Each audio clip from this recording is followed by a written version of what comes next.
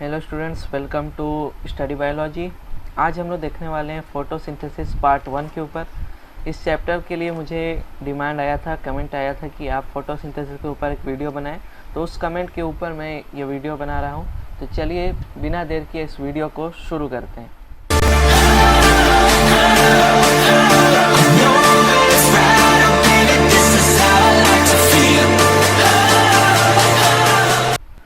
Photosynthesis जो है process, वो आपने बहुत लोअर ही क्लासेस से पढ़ते आए हैं आप। फोटोसिंथेसिस क्या होता है?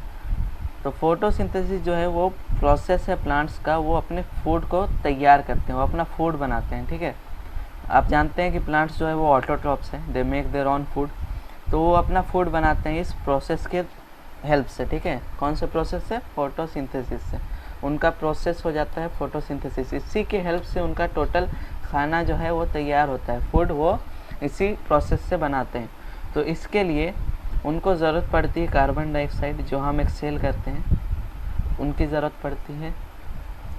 फिर वाटर की ज़रूरत पड़ती है, पानी। ठीक है, और सनलाइट। ठीक है, सनलाइट की इसलिए ज़रूरत पड़ती है क्योंकि सनलाइट को ट्रैप करके ये जो प्रोसेस है वो पूरा तैयार होता है, उससे प्लांट को एनर्जी मिलती है और वो अपना फूड तैयार कर लेते हैं। ठीक है, तो photosynthesis is the process in plants by which they make their food. ठीक है, ये सिंपल आप जानते हैं इसका डेफिनेशन। ठीक है, तो सनलाइट जो है ये फोटोसिंथेसिस का बहुत ही मेजर रोल प्ले करता है। ठीक है, सनलाइट के बिना फोटोसिंथेसिस नहीं होता है, क्योंकि सनलाइट जो है वो उसी से प्लांट को एनर्जी मिलती है और उसी से फिर वो अपना फूड तैयार करते हैं और फिर ये रिलीज़ करते हैं ऑक्सीजन, जिसे हम कंज्यूम करते हैं। तो ये हमारे कार्बन डाइऑक्साइड को यूज़ करके, जो एटमॉस्फेयर में कार्बन डाइऑक्साइड होते हैं वो तो यूजुअली हम ही एक्सेल करते हैं, या फिर कई पॉल्यूटेंट्स में भी कार्बन डाइऑक्साइड होता है, उन सब से भी निकलते हैं। ठीक है, तो उन्हें कंज्यूम करके प्लांट ऑक्सीजन को रिलीज़ करता है, जिसे हम अपने सर्वाइवल के लिए कंज्यूम करते हैं। ठीक है, यहाँ तक तो आपको समझ में आ गया होगा। अगला है क्लोरोप्लास्ट। ठीक है, क्लोरोप्लास्ट क्या है? क्लोरोप्लास्ट जो है उसी में आपका जो क्लोरोफिल है वो प्रेजेंट होता है। तो क्लोरो का मतलब जो होता है वो है ग्रीन। ठीक है, और फिल होता है लीफ। तो ग्रीन लीव्स आपने देखा है, प्लांट का लीव्स जो है वो ग्रीन होते हैं। तो उनमें कौन सा होता है? Pigment chlorophyll. तो ये क्लोरोफिल किस में कंटेन होते हैं? क्लोरोप्लास्ट में। ठीक है, ये क्लोरोप्लास्ट है पूरा। इसके लिए आप अपना फर्स्ट चैप्टर देखें बायोलॉजी का, उसमें आपको सेल ऑर्गेनल्स में क्लोरोप्लास्ट मिल जाएगा। तो क्लोरोप्लास्ट जो है वो एक सैक होता है, बैग होता है, उसमें पिगमेंट कैरी करते हैं। जो प्लांट्स होते हैं उनमें पिगमेंट होता है। ठीक है, तो क्लोरोप्लास्ट का सिंपली यही स्ट्रक्चर है। इसे डिटेल में देखने के लिए मैं आपको आपके जो बुक का है उस डायग्राम को आपको दिखाता हूँ, उससे आपको क्लियरली समझ में आ जाएगा और आपको कोई भी कन्फ्यूज़न नहीं रहेगा। ये है आपके बुक का डायग्राम। ये ज़्यादा क्लियर नहीं है लेकिन फिर भी आप समझ सकते हैं। तो क्लोरोप्लास्ट जो होता है वो डबल मेम्ब्रेन होता है। ठीक है, इसमें 2 मेम्ब्रेन्स होते हैं, एक आउटर एक इनर। ठीक है, फिर इसके अंदर इस तरह के थाइलाकॉइड्स होते हैं। ठीक है, थाइलाकॉइड्स ये जो फ्लैटेंड सैक्स, ये कॉइन की तरह स्ट्रक्चर आपको यहाँ पे दिख रहा होगा, उन्हें कहा जाता है थाइलाकॉइड्स। फिर ये एक लाइन में अरेंज हो जाते हैं। ठीक है, ये पूरा एक के ऊपर एक अरेंज्ड होते हैं, उससे हम लोग बोलते हैं ग्रेनम। ठीक है, ग्रेनम ये उसका सिंगुलर फॉर्म है, सिंगुलर फॉर्म में बोलते हैं ग्रेनम, और इसका जो प्लूरल है वो है ग्रेना। ठीक है, तो इस नाम से आप इसे जानते हैं। फिर इन्हें इंटरकनेक्ट करने के लिए बार्स होते हैं, जिसे हम कहते हैं फ्रेट। ठीक है, उसके बाद आता है आपका क्लोरोप्लास्ट का जो एनवलप है, वो आपने समझ लिया, ये डबल मेम्ब्रेन होता है ना। और फिर इसका जो ग्राउंड फ्लूइड है, यहाँ पे ये जो ग्राउंड है, ये ग्राउंड सब्सटेंस, ये फ्लूइड होता है, उससे हम लोग कहते हैं स्ट्रोमा। तो ये था आपके क्लोरोप्लास्ट का पूरा स्ट्रक्चर। अगर आपको समझ में नहीं आया तो एक बार और इससे देख लीजिए। क्लोरोप्लास्ट जो है वो डबल मेम्ब्रेन होता है, एक इनर एक आउटर। ठीक है, इसमें होते हैं फ्लैटेंड सैक्स थाइलाकॉइड्स, जो कंटेन करते हैं आपके क्लोरोफिल। ठीक है, फिर यही जो अरेंज हो जाते हैं एक पाइल में। ठीक है, एक पाइल में ये अरेंज हो जाते हैं, उसे हम लोग बोलते हैं ग्रेनम। ठीक है, उसके बाद इसका जो ग्राउंड सब्सटेंस होता है उसे हम लोग बोलते हैं स्ट्रोमा, और इनका जो इंटरकनेक्टिंग बार्स होते हैं उन्हें हम लोग बोलते हैं फ्रेट। तो ये है आपके क्लोरोप्लास्ट का पूरा स्ट्रक्चर। नेक्स्ट देखते हैं। नेक्स्ट है, ये आप पहचान रहे हैं, ये आपके बुक में डायग्राम दिया हुआ है, इससे हम लोग बोलते हैं, ये आप समझ सकते हैं ये लीफ है, ठीक है, इसे आपको दिखाया जा रहा है वर्टिकल सेक्शन में। तो ये लीफ का सबसे आउटर ऊपर का लेयर है एपिडर्मिस, ठीक है, जैसे स्किन का होता है एपिडर्मिस, उसी तरह लीव्स में भी एपिडर्मिस है आखिरी लेयर। उसके ठीक नीचे आते हैं मेसोफिल, ये जो यहाँ से यहाँ तक का पार्ट है उसे मेसोफिल कहा जाता है। तो मेसोफिल भी दो तरह के होते हैं, एक होता है पैलिसेड, एक होता है स्पॉन्जी। तो पैलिसेड जो है उसमें पैलिसेड मेसोफिल होता है, स्पॉन्जी मेसोफिल होता है।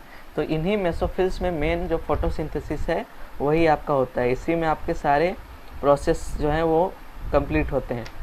तो मेन आपका पूछा जाए कि कहाँ पर होता है आपका फोटोसिंथेसिस, तो आप कहोगे कि मेसोफिल में, ठीक है, क्योंकि मेसोफिल जो है उसमें कंटेन रहते हैं आपके क्लोरोप्लास्ट, जिसमें रहता है क्लोरोफिल। तो ये ज़्यादा सनरेज को कैप्चर करते हैं, वो ट्रैप करते हैं, ठीक है, तो उनसे कंज्यूम करते हैं ज़्यादा, तो उसी से आपका जो फोटोसिंथेसिस है वो होता है। तो मेन रीजन जो है फोटोसिंथेसिस का, जो मेन लोकेशन है वो है आपका मेसोफिल। अगला, इस स्ट्रक्चर को आप अच्छे से पहचानते होंगे, ये है आपका स्टोमाटा, प्लांट्स का स्टोमाटा, ठीक है। ये स्टोमेटा जो होता है उसी से प्लांट जो है वो गैसियस एक्सचेंज करते हैं, बहुत तरह के काम जो है वो स्टोमेटा से ही होते हैं।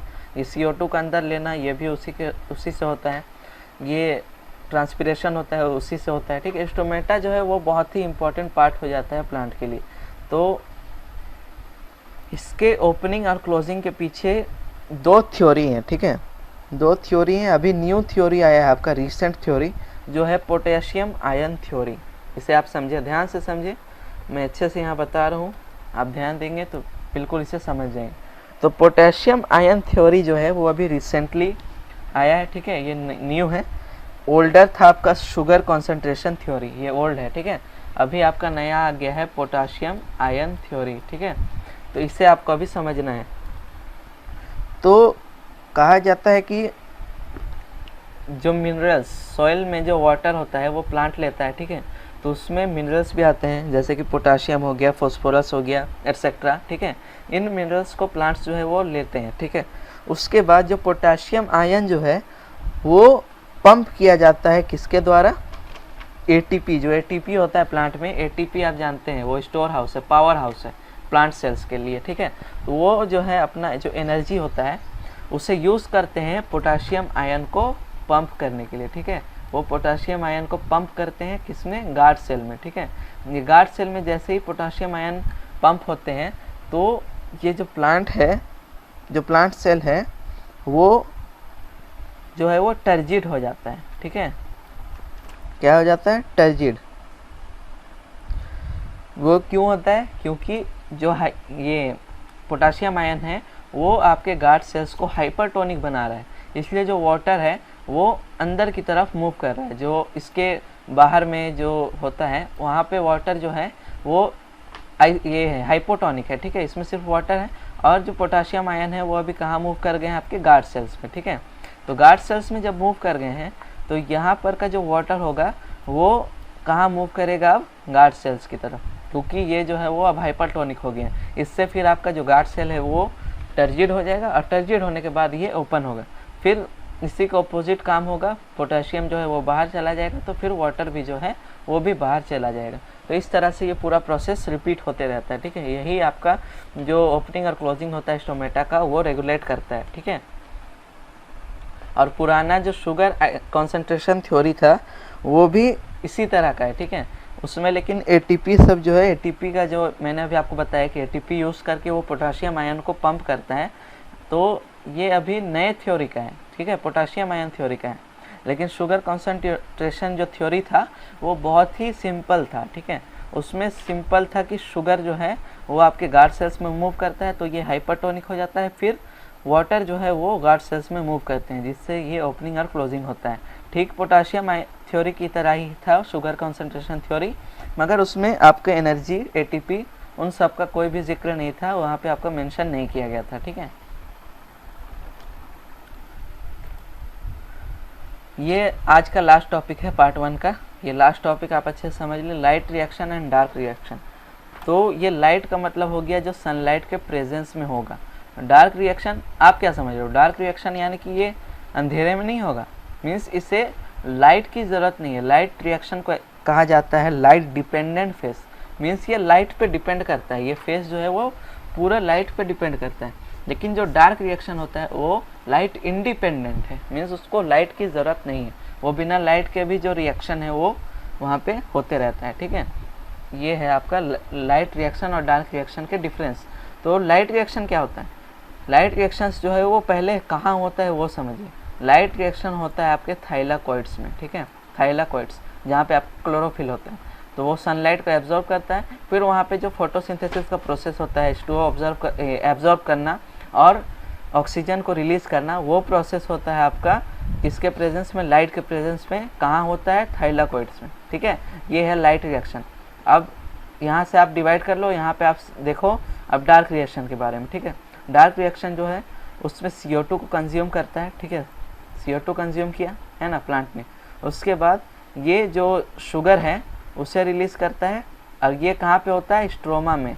जो प्लांट का स्ट्रोमा होता है, क्लोरोप्लास्ट में जो स्ट्रोमा है, जो फ्लूइड जो ग्राउंड सब्सटेंस होता है उसमें ये होता है। ठीक है, इसे कैल्विन साइकिल कहा जाता है, यहाँ लिखा हुआ है आप देख सकते हैं, यहाँ कैल्विन साइकिल, यहाँ पे ये साइकिल होता है। ये सिंपली शुगर को स्टार्च, स्टार्च को शुगर, इस तरह का ये कन्वर्शन होते रहता है आपके डार्क रिएक्शन में। ठीक है, तो ये डार्क रिएक्शन जो है वो लाइट इंडिपेंडेंट फेस है, जिसे आप बायोसिंथेटिक फेस भी कह सकते हैं, और लाइट डिपेंडेंट फेस जो है लाइट रिएक्शन, उससे आप कह सकते हैं फोटोकेमिकल फेस। ठीक है, तो ये थे इन दोनों के डिफरेंस। तो आज की वीडियो में बस इतना ही, मिलते हैं अगले वीडियो में, तब तक के लिए गुड बाय। और अगर ये वीडियो आपको अच्छा लगा हो तो प्लीज़ मेरे चैनल को सब्सक्राइब करें और इस वीडियो को लाइक करें। और आपको कोई भी इस वीडियो से रिलेटेड डाउट हो तो आप मुझे कमेंट सेक्शन में पूछ सकते हैं, मैं आपके डाउट्स ज़रूर क्लियर करूँगा। Thank you.